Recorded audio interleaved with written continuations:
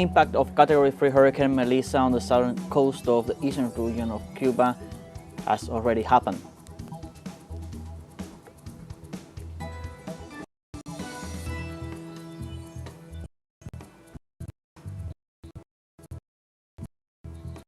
Several the U.S. blockade Cuba before the United Nations General Assembly.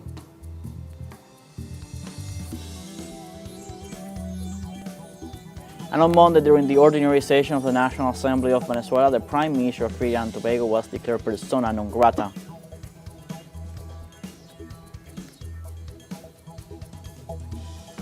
Hello, welcome from the South. I'm Luis Alberto Matos from the teleSUR studios in Havana, Cuba. We begin with the news.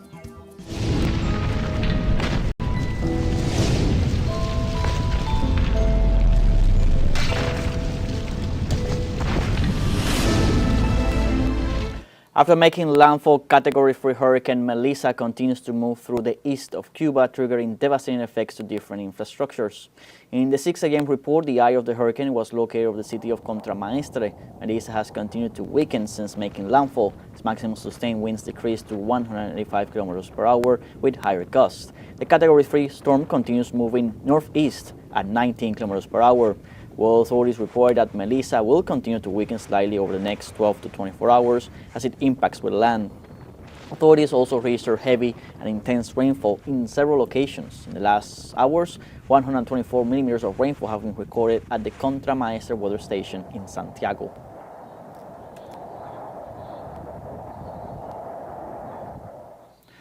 And heavy rainfall will continue as Melissa passes through, with accumulations of between 200 and 450 millimeters over the next 24 hours. Strong swells with waves between 4 and 6 meters will continue in the seas south of the provinces of Granma, Santiago de Cuba, and Guantánamo, increasing to heights of up to 8 meters in the early morning, with moderate to heavy flooding in low-lying areas of this coastline.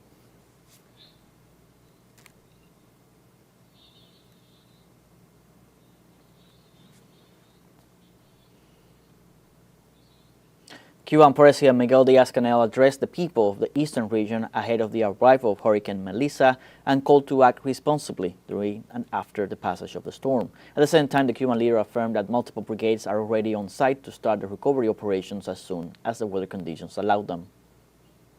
I believe that we have worked intensively, responsibly, with great dedication and effort, in a timely and consistent manner. This has enabled us to evacuate a large number of people to safe places and to take measures to protect the main resources of the economy and the belongings of people living in areas that are particularly vulnerable to flooding, landslides, or other types of danger. Now the most important thing is for all of us to act responsibly, for the population to strictly comply with the measures and guidelines issued by the defense authorities at the regional, municipal, provincial, and national level. It should be noted that multiple teams are already in the eastern region of the country, in the provinces that will be most affected by this hurricane, to work in the recovery of the damages caused by the hurricane. In other words, there are already electricity brigades, water resource brigades, communications brigades, and construction brigades that will work together with the forces of each territory to repair the damages. In addition, United Nations agencies have made resources available to the country in advance, and a group of resources is already in place to provide assistance and care to those affected by this weather event. In Cuba, Army General Raul Castro Ruz participated in the video conference led by the President of the Republic, Miguel Díaz-Canel Bermudez, with the National Defense Council on the provinces that will face the impacts of Hurricane Melissa. Through Brigadier General Jose Amado Ricardo Guerra, he conveyed that he was keeping up to date with the evolution of the phenomenon and the measures adopted and will continue to monitor the situation. In a message, Raul expressed satisfaction with the responsibility with which the work was carried out and the level of preparation achieved, while reminding those involved of the need to maintain maximum discipline during the event and in the following phases.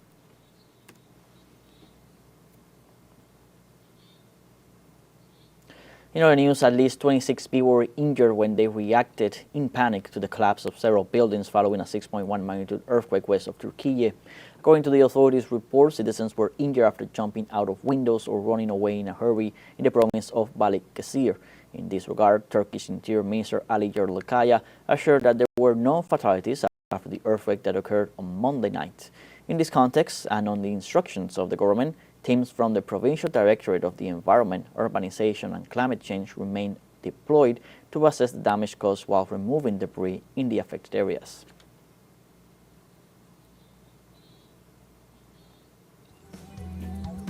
We now have a first break coming up. Remember, you can join us on TikTok at teleSUR English. We'll find news in different formats, news updates, and more. We'll be right back. Stay with us.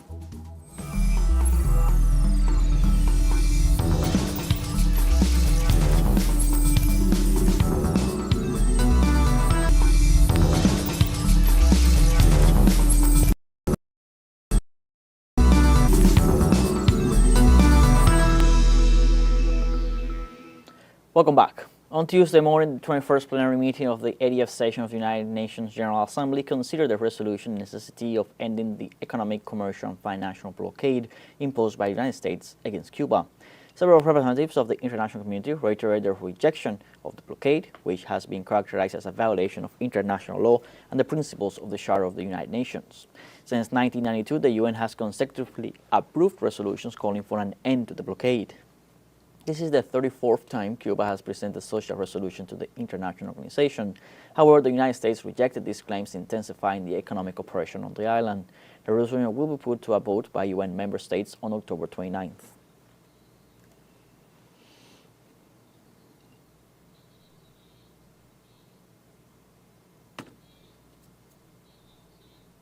And in this context, in use of a right to point of order, the Cuban Foreign Minister Bruno Rodriguez interrupted the U.S. representative to provide a strong response to his address. In 61 and 68 of the rules, the permanent representative of the United States is not only lying, substantively deviating from the subject, but is also grossly and expressing against his president, against the dignity of the Assembly and the member states. He is doing so in an uncivilized, crude, and gross way that is not acceptable in this democratic forum. Mr. Waltz, this is the United Nations General Assembly. It is not a signal chat, nor is it the House of Representatives. In an exclusive interview with teleSUR, the Cuban foreign minister referred to the threat posed by the United States military deployment in the Caribbean. Well, I spoke on our strong rejection on the threat that the U.S. government is creating against peace, security, and stability in the region and also in the world. It's a military deployment that we know that it doesn't work to face scourges like drug trafficking, but it constitutes an existential threat against the independence of Venezuela and all other nations of our region, against sovereignty of all states.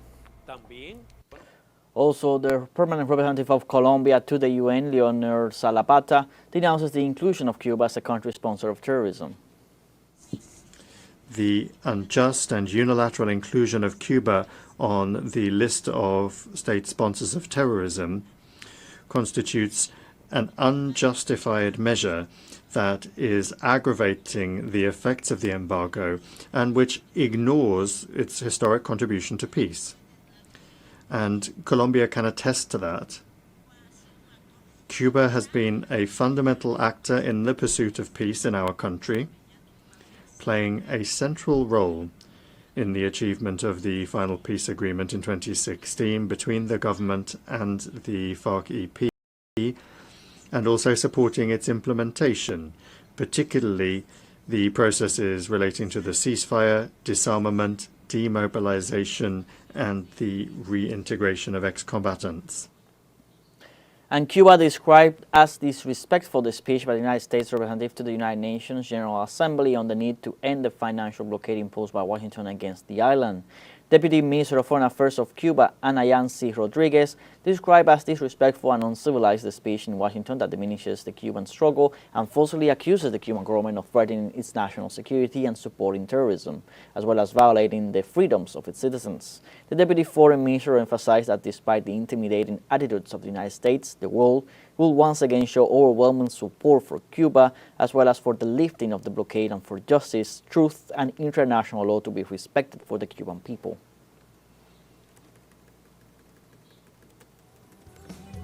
We have our break coming up. Remember, we invite you to visit our Facebook page at teleSUR English. There you'll be able to watch our top stories, special live coverage, and much more.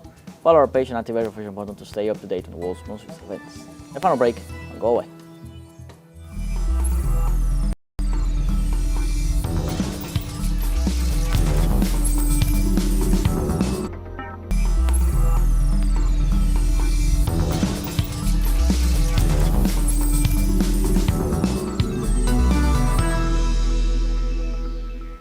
Welcome back.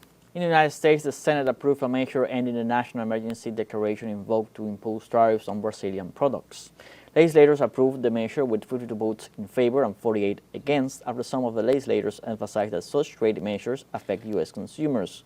The national emergency was declared by U.S. President Donald Trump in July in retaliation for the indictment of former Brazilian President Jair Bolsonaro, accused of attempting a coup d'etat. The Senate's action takes place while the U.S. President is on a 5-day tour of Malaysia, Japan, South Korea, and China. The House is expected to approve other legislative measures to end Trump's tariffs against Canada and other countries around the world this week.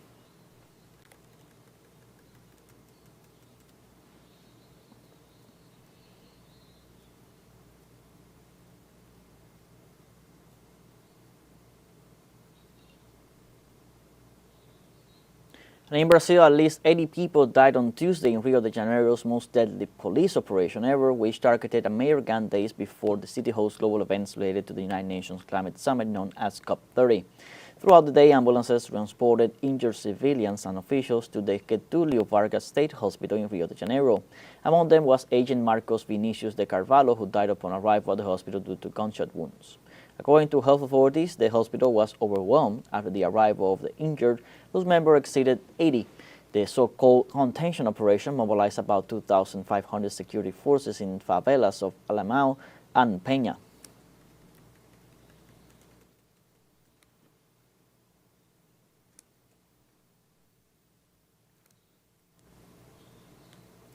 The National Assembly of Venezuela unanimously declared the Prime Minister of Trinidad and Tobago, Kamla Persad-Bissessar, persona non grata for her complicity with the United States in its aggression against Venezuela.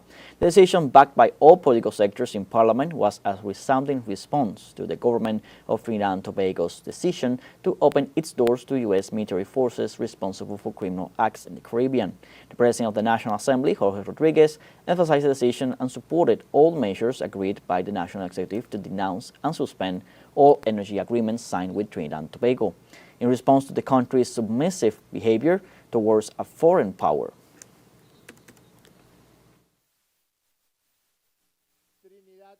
Trinidad and Tobago praises the United States attack and calls for the elimination of all drug traffickers,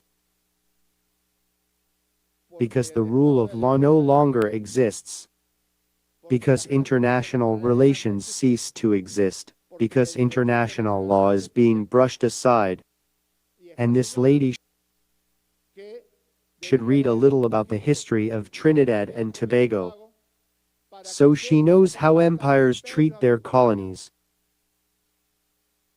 so they know how Trinidad and Tobago was exchanged for Minorca in the Treaty of Amiens, because it belonged to the Captaincy General of Venezuela, and how, after some skirmishes and battles between England and Spain, the two kings shaked hands yes, and how they exchanged them like trump cards. Give me Trinidad and Tobago, and I'll give you Minorca back. That is the fate of the colonies when they no longer serve the purposes of Marco Rubio. They will be discarded like rubbish. They will be exchanged for currency as they did in 1798 with Trinidad and Tobago. You should learn from your own history that this is the devil's embrace. That this will only lead to suffering and more acute poverty for the people of Trinidad. The President of the Venezuelan National Assembly, Jorge Rodriguez, also assured that for years Venezuela was generous with Trinidad and Tobago in terms of hydrocarbons.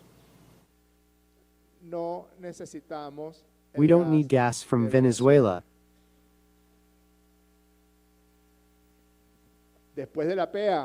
When the mouse arrives, we'll see if you don't need gas from Venezuela.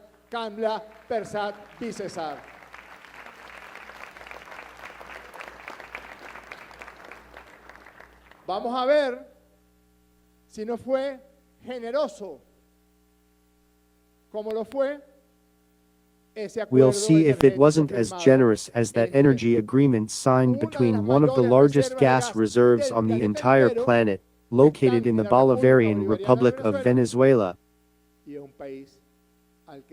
and a country that has completely depleted its gas reserves.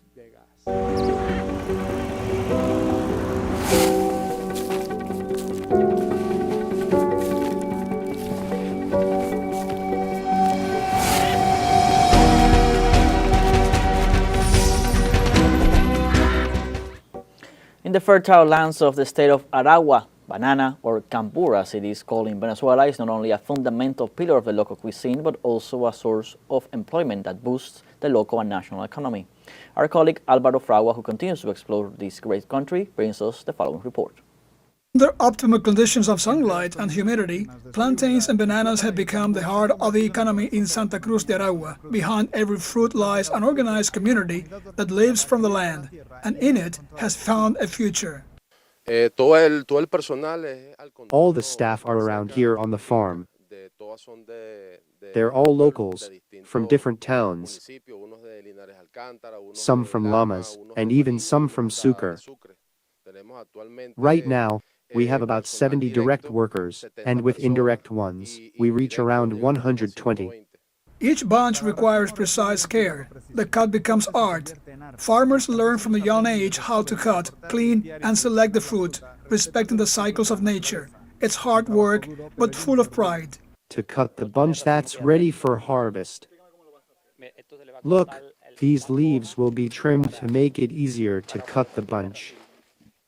The rope here, a small knot. All the leaves. Then he comes. Come and lift it. It's cut high so that this stem will feed the sprout. That's coming up. That one will be ready for the second harvest. On the farms, women are also key. Their work and joy make the harvest a collective task, where production blends with daily life and family ties. Yes, yes. Well, they're almost like my family because I work with my mother-in-law and sister-in-law. And yes, we have fun here. We tell jokes, gossip, everything. We talk about a bit of everything. Once cut, the plantain is washed and prepared for distribution throughout the country, but also to Curaçao, Aruba, and Bonaire. With a stable weekly production, workers are already thinking about the next step, global export. We're ready because we follow a cycle, a weekly harvest cycle. We already have a production plan for 3 to 4 years, and if we keep it up, with God's help, we'll last much longer. With the management we've achieved, and the quality of fruit we are harvesting for the national market, we are now ready to export this fruit worldwide. and open new horizons with the good work and careful handling we've achieved. A challenge filled with perseverance and ambition that we at teleSUR will continue to follow closely. With this, we have come to the end of this news brief. You can find these and many other stories on our website at telesurenglish.net. So join us on social media, Facebook, X, Instagram, Telegram, and TikTok. For TeleSUR English, I'm Luis Alberto Matos. Thank you for watching.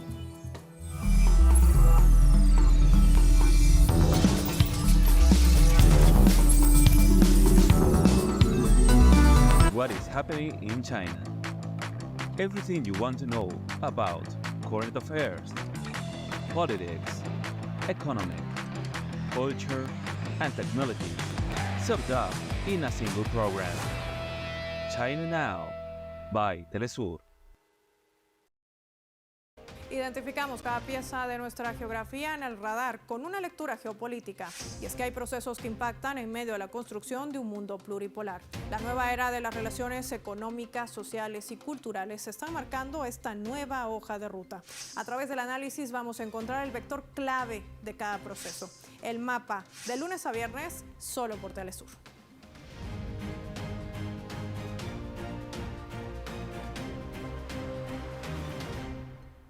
Our planet is full of natural paradises that beautify the environment and invite us to protect it from the threats that lurk around it. Unknown wonders that await to be discovered by you. Join us to tour the world from a touristic perspective. Let us move towards a new green destination every Wednesday, only on teleSUR.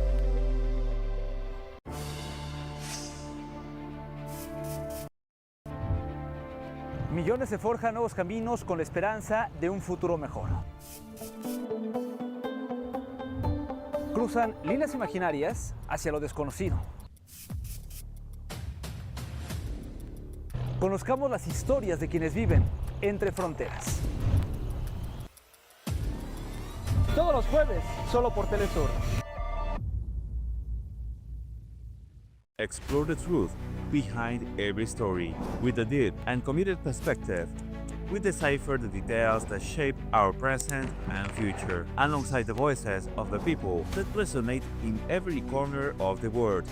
teleSUR reports, a unique and authentic perspective that reveals the stories they try to hide and captures the essence of our continent, one story at a time, every Saturday.